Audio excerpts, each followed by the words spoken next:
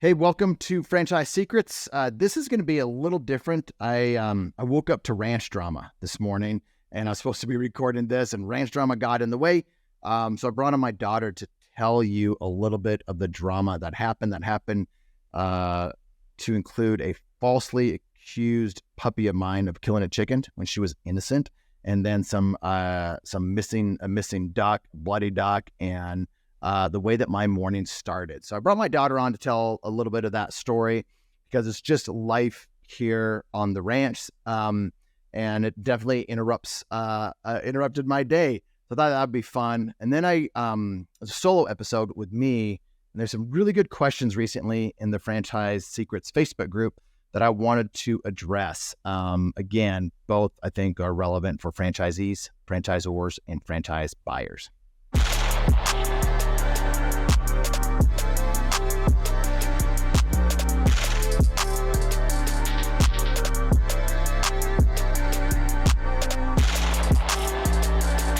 Representing Franchise Secrets, Erik Van Horn.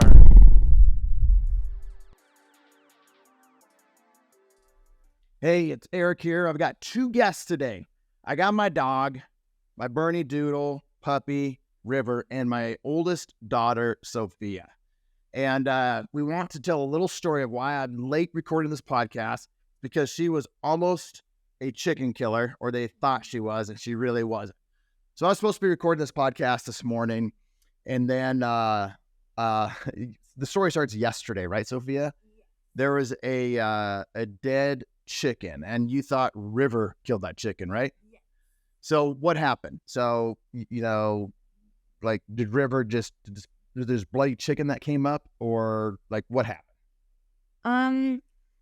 Well, we saw River bringing carrying a white bird in her mouth then, and we're like, is that a bird? And we're like, oh no, it's chicken. And so you have a chicken business, and so it's one of your chickens. What was that chicken's name? Vanilla Bean. So little chicken. The summer when we went on vacation, that chicken had a broken leg, and my niece, your cousin, had to come over and patch it up and fix it up. So that thing's had a lot of love. So they had this chicken, came up at the dog's mouth, puppy's mouth. I get home, and the girls and my wife said, River's a chicken killer. River killed the chicken. And they were so mad at that cute little puppy that you just saw. And so I'm like, there's no way my cute little puppy is a chicken killer. And so then I believe she was innocent. You thought she was guilty. Everybody thought she was guilty until this morning.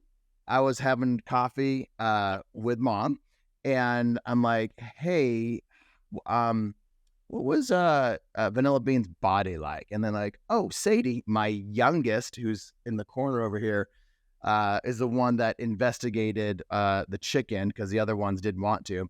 And so she investigated, and she said, yeah, the body was hard.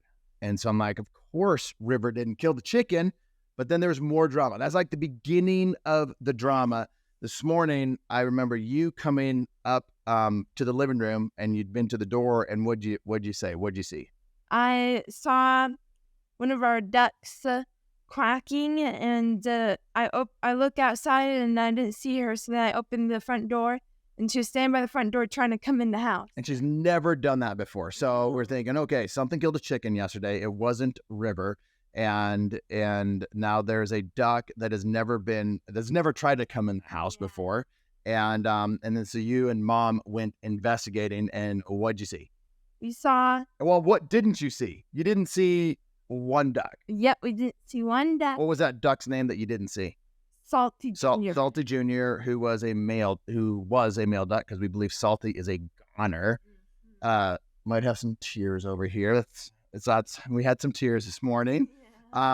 So Salty Jr., likely a goner. Then what else did you see? The mom, Pickles, was sitting in the middle of the gravel road, and we went to pick her up, and she was bleeding. You got blood all over your nice ski jacket, and not a big deal. And so then you guys brought her in and doctored her up. I put a video out there because this is what delayed this podcast. So, babe, thanks for coming on and sharing your story. All right. Now, oh, she's also sporting a Front Street hat, just like me. All right. You're all done. Thanks. So that's the story of why my podcast was delayed. But I also wanted to just give you a little insight into like what my life is like. Everyone talks about work-life balance, or like work-life integration. I would say I'm probably more on the integration, like part of that. I don't know that it's very balanced. I'll drop things to spend time with my kids. Had a couple daughters crying, but one daughter, just different things going on at the house, push the podcast back. And so that's just kind of how life is here. Lots of flexibility, certain things that are really important that I have to do. But when life happens, I just kind of go with the flow, and there's always something happening here at the ranch. And by the way, when I say ranch, I am a fake rancher. It is not a real ranch. We have horses, chickens, ducks, rabbits, and dogs and cats and stuff like that. But it is not a real ranch, and I'm definitely not a real rancher.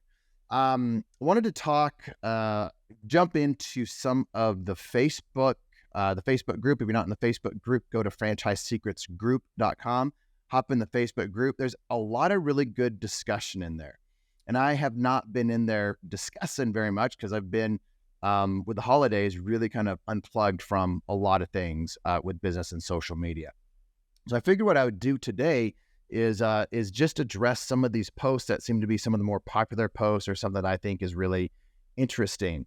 And so one of them, the post was, are there any franchisor groups out there that meet monthly?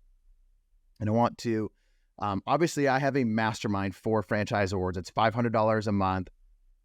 And it used to be $2,000 a month. So that's my paid thing. And really, it's really inexpensive. Franchisees pay $200 a month. Franchisors only pay $500 a month. And the reason I do it is not for money. It's to get to know other people, and people want access to my time. Like, I'll just do it in the mastermind group at a low cost. So that's one thing. But there are other things out there. My friend Maddie, who's been on the podcast, has a free kind of quarterly, I think it's a quarterly group of franchisors that meet, and it's free. Scott Abbott has a service for a lot of good content and meetings out there that are more for service-based businesses. But I think any franchisor would benefit from that.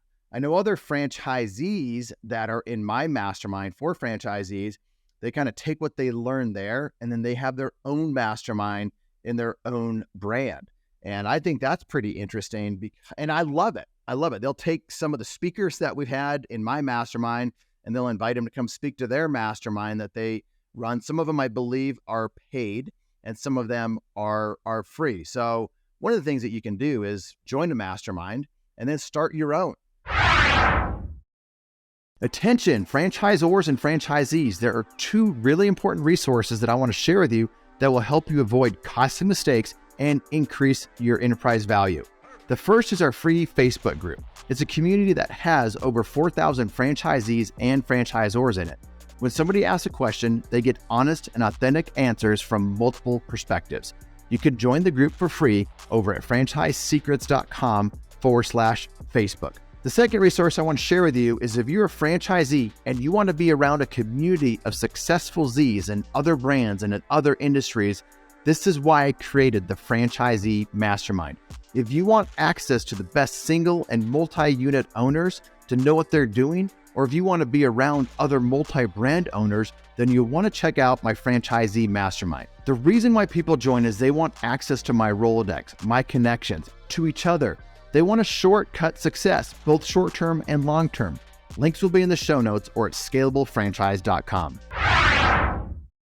And you will start to understand, like what I do, the value of being a leader of a mastermind. You get access to speakers and people and resources that you wouldn't have. So some of the stuff that I do is free. Some of the stuff that I do is paid, and I have different reasons for doing it different ways. But I would encourage anybody out there to get with a group of your peers or people that are ahead of you as a franchisee or a franchisor, and get in that group and learn from them. And I think some of the best things are where there's a lot of Q&A or access to the speaker. That's what I like to do. So you go to these big conferences, IFA, Springboard, whatever the conference is, there's speakers up there that are on the stage, and after they get off the stage, everyone wants to go up there and talk to them. I know because I've been there. I know because I'm the guy that likes to go talk to some of these speakers.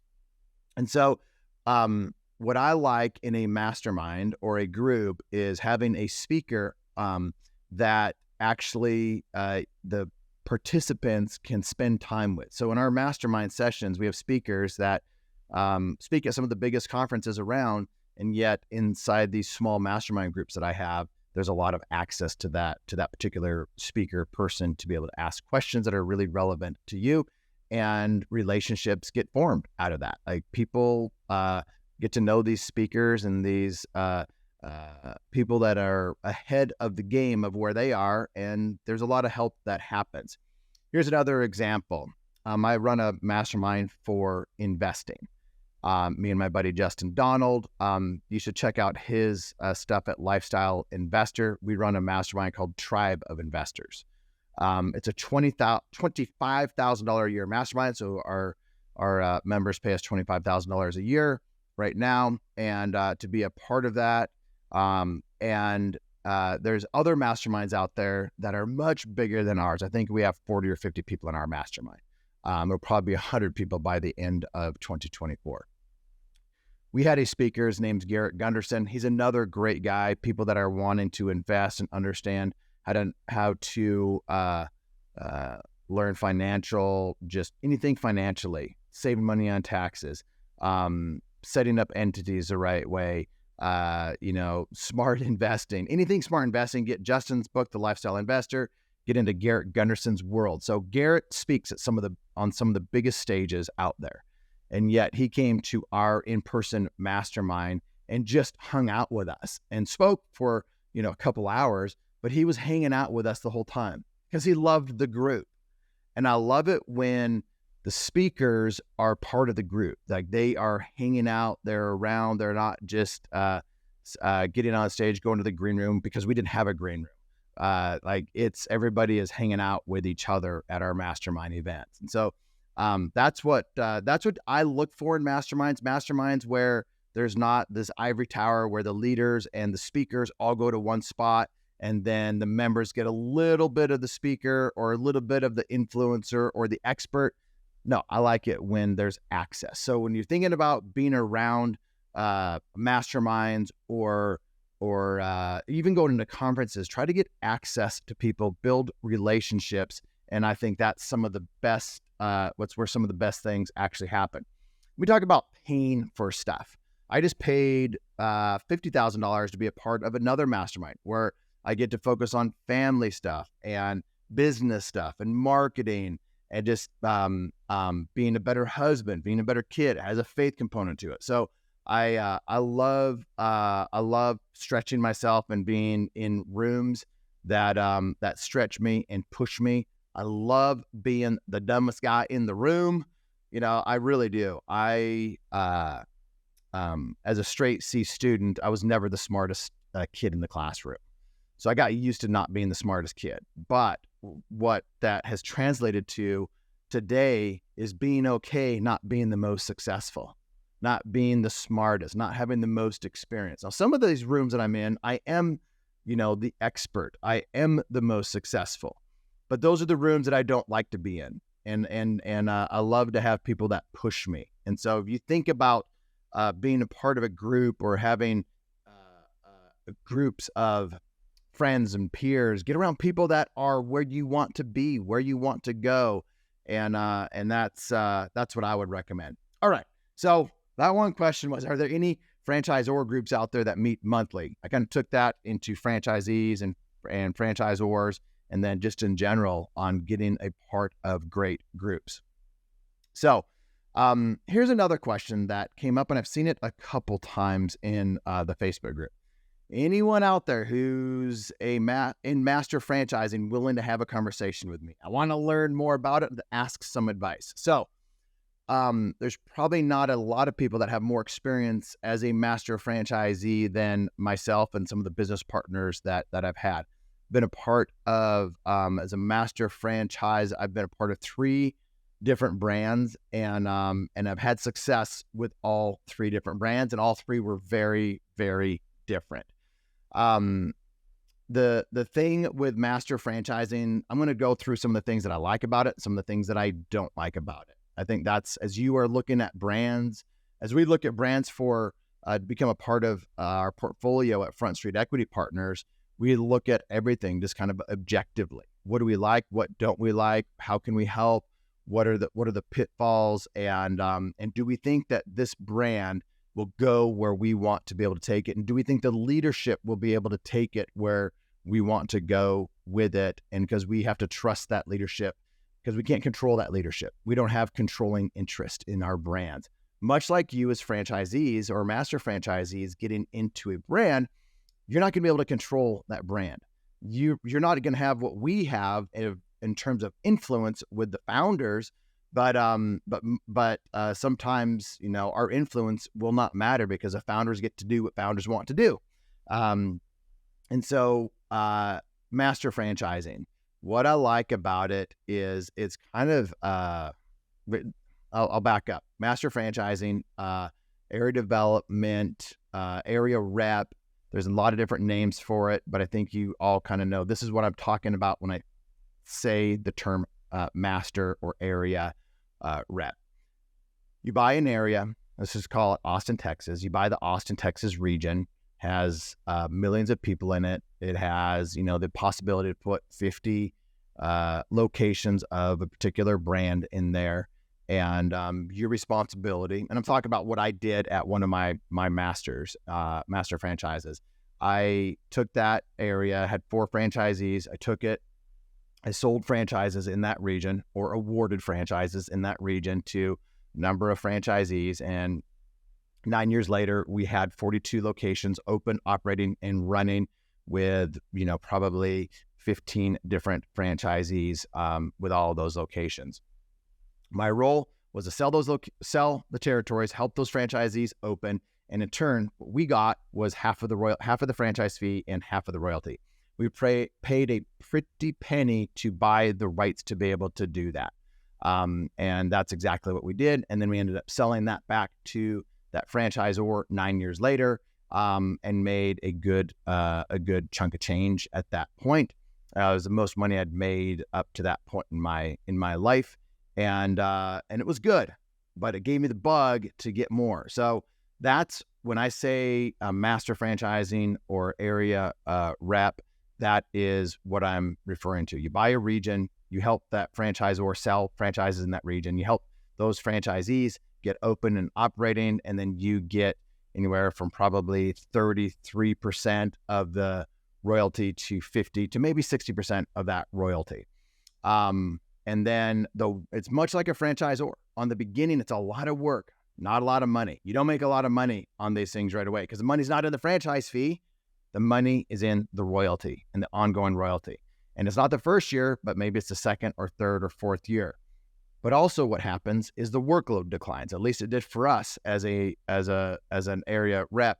We would work hard to sell them, to get them up and going, and to support them. And then once they get their second or third location open, there's not a lot of work to do. You just have to support. And really at that point, my region's mostly sold out. So you're making good money with not a lot of effort, not a lot of work. So it's really nice to have that cash flow coming in at that point, but it's work to get there. Same as a franchisor that reaches maturity. It takes a lot longer for a franchisor to get to that point, but it's kind of like being a mini franchisor, and yet you don't have all the responsibility that a franchisor has, but you get so what I like about it? Most of the time, they have the right to buy you out, and you might not be at the point where the buyout makes great sense for you as that area rep, because you might not be at that point of maturity in your own business. You might still be at the beginning of developing it out or in the middle. And so you're not going to reach that point where you're making a lot of money and you get a nice multiple for that particular business.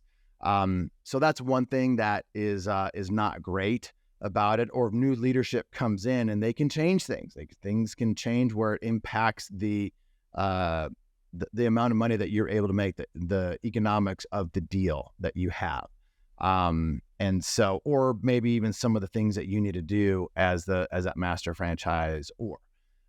So those are some of the things that I don't like about it. Something else I don't like about it, and this is franchising in general, a franchisor in general. This is what I don't like about being a franchisor, or being an area rep. And this is very generic, but for the most part, especially early franchisees, it's going to be a lot of work. There's responsibilities on you to help them be successful. And when they are successful, you don't get the credit for it because they take the credit themselves for it. That's just human nature. So this is not like the difference between a ZOR and a Z or an area rep. That's just human nature. So there's some good books out there about that type of relationship between franchisees and franchisors, and it really helps you understand the dynamic. But let's just say that is true, that franchisors, for the most part, take credit for all their success and give the franchisor very little credit for their success. And then those that are not successful, it's not the franchisee's fault, it's the franchisor's fault. So the unsuccessful franchisees blame the franchisor for any lack of success. So in other words, franchisors or area reps get none of the credit for success and all of the credit for failure. Well, that's not completely true, but those are two ends of the extreme, and the truth is probably somewhere in the middle. And then really what happens as that relationship grows, or as franchisees have been a part of different brands and they're more mature franchisees, they understand the value that franchisors bring or the area rep brings, and they begin to appreciate it. And the ZORs begin to appreciate those franchisees that have that type of attitude. But there's just a whole kind of process that franchisees and franchisors go through in their relationship, and that business relationship. And ultimately, you want it to get to the point of maturity where there's mutual appreciation for what both the franchisee and the franchisor do. But area reps like into it and think that the franchisees are just going to absolutely love them. That might not be true. And so, at least from my experience, what I just described to you has been true in basically all of those that I've been a part of. So, one of the other things that I do like about the master or the area rep model is leverage. You get to leverage the franchisees out there that are, opening up the locations, and really in many ways, they're taking on more risk of signing leases and getting loans and employees. So there's a lot of risk that they take, but there's also rewards. They get a bigger reward if they do well. You're making royalty, but they are making the cash flow. And I know in different franchises that I was a part of, that I was an area rep for, the franchisees were making more money than me and they were making a ton of money because they were the franchisees. So you're in a pretty good system when the franchisees are making a ton of money, and that's always great. So leverage is another good thing, but you might not make as much money because these franchisors in good systems and they're good operators in a particular system can do very, very, very well. So that is that's my comment on master franchising. Another question that came up, I think this would be interesting to both franchisees, buyer and franchise buyers, and probably some franchise and franchisors obviously will really like this question. Do you think raising your initial fees from $24,000 to $39,000 will matter to prospects? Will we get better or the same quality prospects? So I have some opinions on there. I just briefly read some of the comments. The comments are all over the board in that, and it's a good thread. It's a really good question, and I love it when franchisors ask a question like that. They didn't automatically assume because you have a lower franchise fee, you will get more leads and you will be able to sell more franchises, and the candidates or the prospects will be the same caliber. That's probably not true. Buyers out there right now will probably be thinking, boy, of course I would rather pay $24,000 versus $39,000 or $50,000 or $60,000 as a franchise fee. Well, that's true, but of course we'd always want to pay less if we are the buyer. But more than that, we are looking for value. What buyers look for value. What am I going to? I'd rather pay $60,000 or $70,000 for a franchisor that has a model built out, has staff able to support, has advisors that have been through numerous different life cycles of a franchisor from beginning to end, so they can advise that franchisor on how to make really good decisions. And their franchisees make good money. They actually make really, really good money, and you can validate that. And they are not nickeling and diming you. They are not charging you excessive fees because they can. So there's a lot more that goes into it than just the initial franchise fee. So I don't think let's just say it's a $200,000 to $300,000 all-in investment. That person that is buying that is not going to buy or not buy because the franchise fee is $24,000 or $39,000. That's not going to make a decision to buy or not buy at that point. Will they buy a 3-pack versus a 6-pack? Well, maybe that will happen. And you know what? It's probably a good thing. The only time in my life as a franchisee, in about 20 years, that buying a lot made perfect sense and worked out well was when I did it with Solo Salon Studios. We bought the rights to do 12 of them in 5 years, and each one was $1 million to open up. We did that. We locked down that whole market, and we eventually sold to private equity 5 years later, and it was really good for us and the franchisor.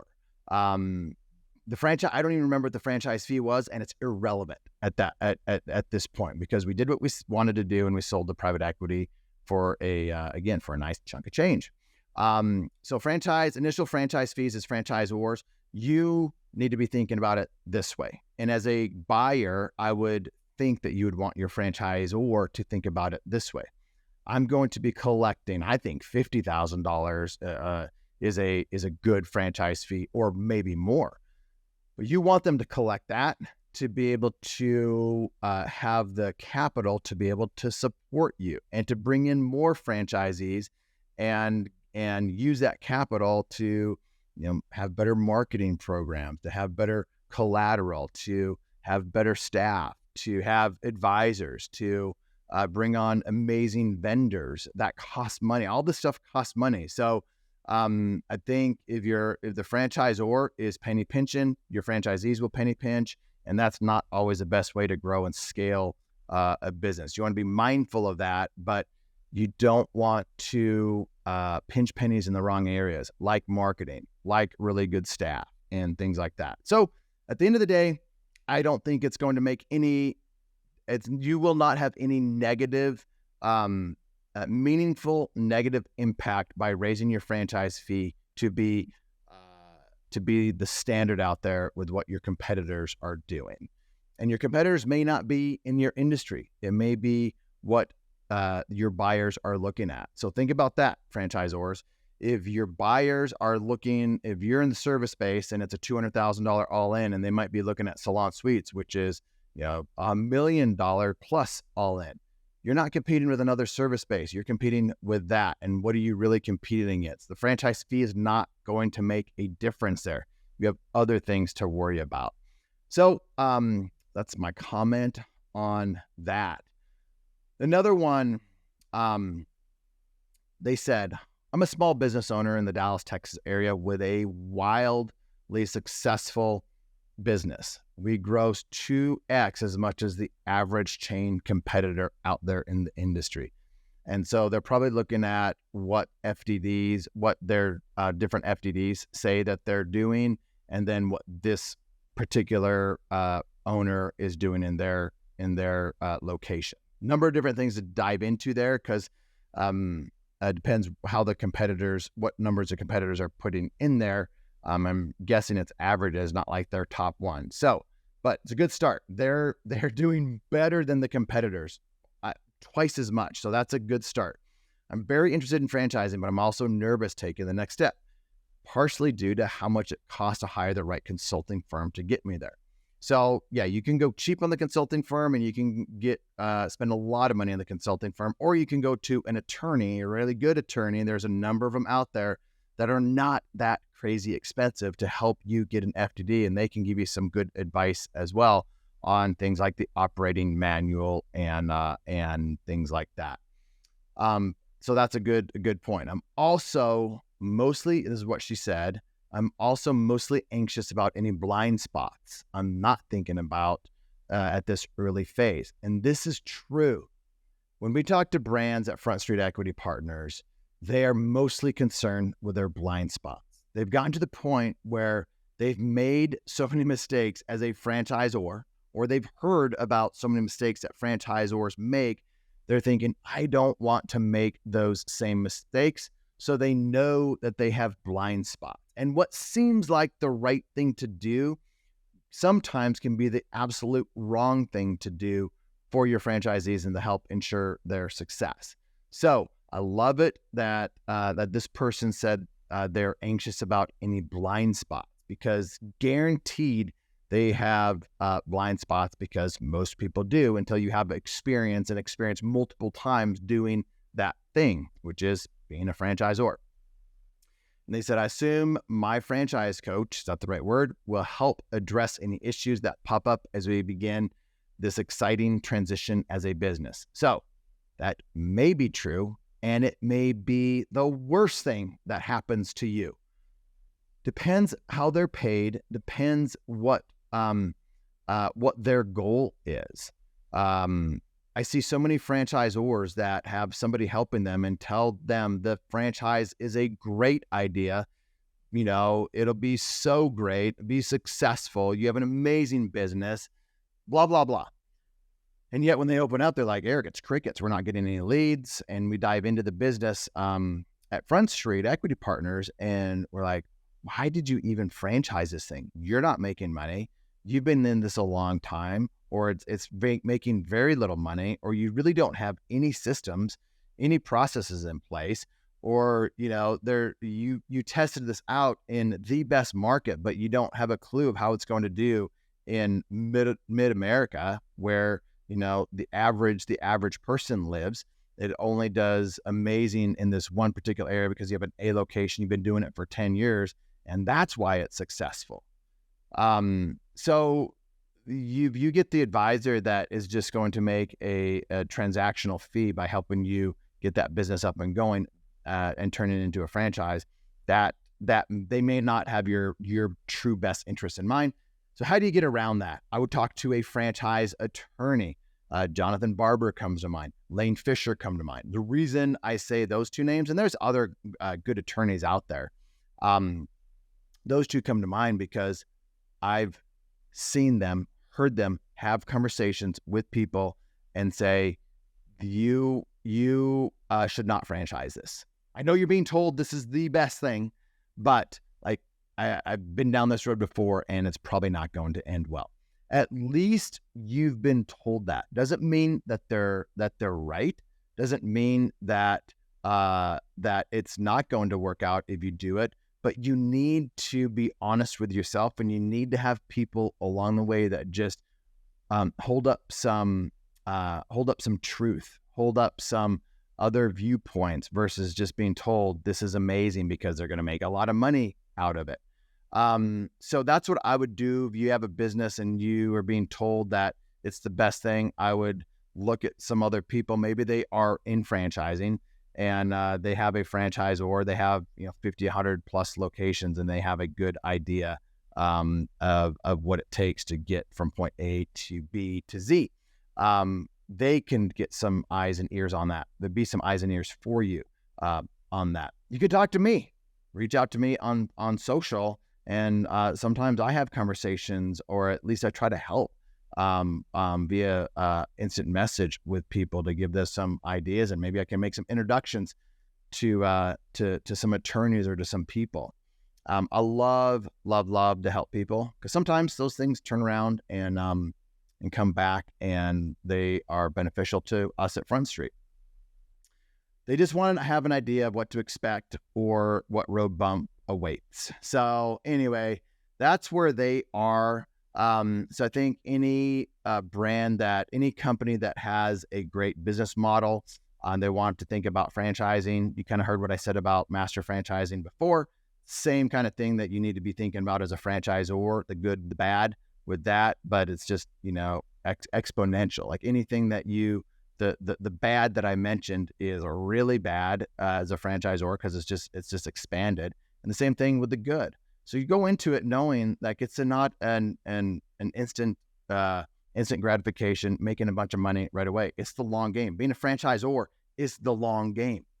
Franchisees, you want them to play the short game and the long game. You want them to get up and going and be successful really quickly, because the faster that they have success and sustainable success, the greater the success that you will have as a franchisor. But your success is delayed until they have success as a franchisee. So just know that you're going into the franchisor, and you are helping support those franchisees. You're no longer in your business anymore. You are in the franchising business, and you're in the business of helping new franchisees be successful. That's what you focus on. If you have corporate stores, what we tell our franchisors at our portfolio brands at Front Street Equity Partners is, how do we help you increase profit margins, increase revenue? Because at the end of the day, if there's corporate stores and and their franchisee owned stores, if they are not increasing revenue, if they are not building their book of business up, if they are not making more money, having better profit margins, and we are not doing as good of a job as we should be doing at Front Street Equity Partners. So we are laser focused on that with our franchisees. So anyway, that is my episode today. Sometimes I'm going to do some solo ones and just taking some questions that come up in the Facebook group that I think could have some more time for some clarity and opinions on them. These are just my opinions. I am right half the time, for sure, and I am wrong a lot. So I hope you enjoyed this episode with a little story of my dog that got blamed for killing a chicken when it really wasn't her fault. So thanks, and we got the next episodes will be back to kind of the Q&A with guests. Thanks for listening to the Franchise Secrets podcast. Links to everything can be found over at franchisesecrets.com.